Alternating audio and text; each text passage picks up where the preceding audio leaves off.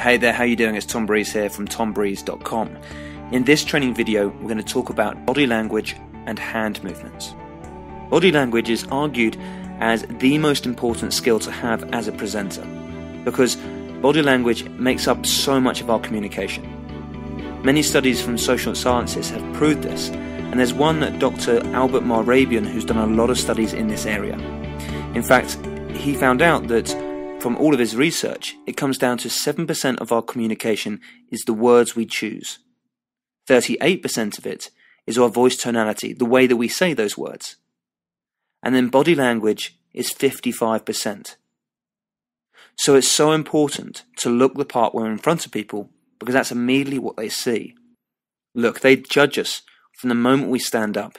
And if we can look the part and move in the right way, then of course they're instantly going to give us that credibility.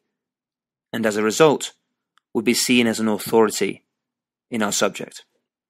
Okay, as you can see, in this first image, this is what we call the confident stance, or the neutral stance. I like to stand in this way at the start of my presentation because I know that I can't look anxious in this position. Whatever movements I make, I know I look confident. I can't move my hands, I can't look awkward. From that position there, I look very confident. And what I'm doing is I'm standing with my feet about hip width apart. I then raise my chest ever so slightly, not too much so we look like a bouncer on a door of a nightclub, but more of a case of just getting it to where it feels comfortable. And then with our hands, we just clasp them together in front. And from here you look very, very confident. People instantly perceive that.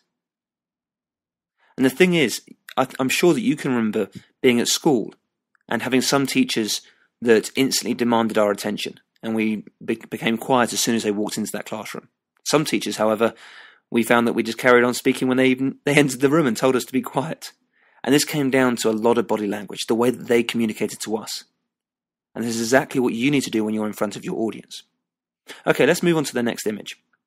So in this next image, I'm doing what we call the Piccata movement. Here I'm opening out my hands, and this is a great movement if you want your audience to think for themselves. You would do this movement and maybe even raise your eyebrows, as you might be able to see as well.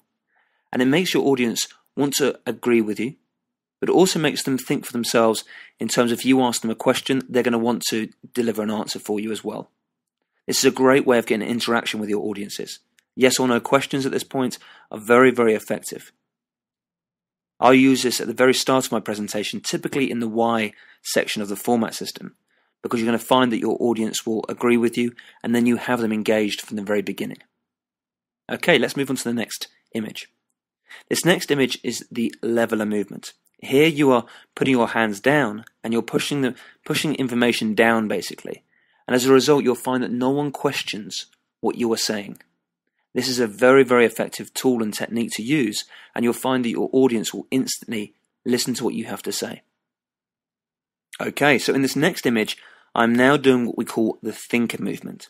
This is where you would raise one hand to your face, and this is perfect when people ask you questions, or if you want to look like you're thinking when you're on stage.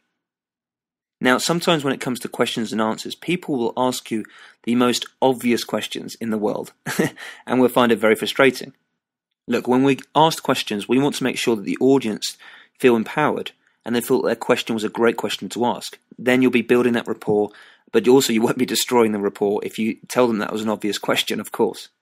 So what you need to do is when people ask you questions, the thinker movement is a useful movement, because it looks like you're thinking on the spot, and then when you deliver your answer, if you do it in a confident manner, people are going to be wowed by your performances.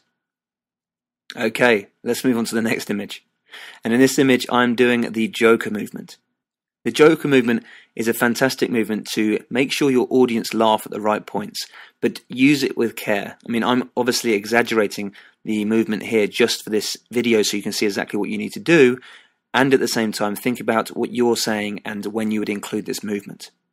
What you need to do is throw your arms all over the place and make sure you stick out your belly as well. It's just a funny pose and your audience is going to laugh at that moment. Here I was probably recalling a story that was funny, and therefore that's a great way of indicating to your audience now's the time to laugh. You'll find they will laugh at that point. Great. So now we're going to move on to the last image here, and this is the hands up movement. Now, it's not necessarily a movement that you would use in every presentation, of course not, but it's a movement that you can use to get buy-in from the audience. And I typically use hands up when I have larger audiences, normally about 20 plus. If you ask your audiences a question and raise your hand, then they're going to raise their hand as well, as long as they agree with you. So make sure if you do use hands up movements, you ask questions that are obvious and no-brainers to respond to you with. So what you do is you ask your yes response question, you raise your hand, you wait for the audience members to raise their hands as well, and then you lower your hand.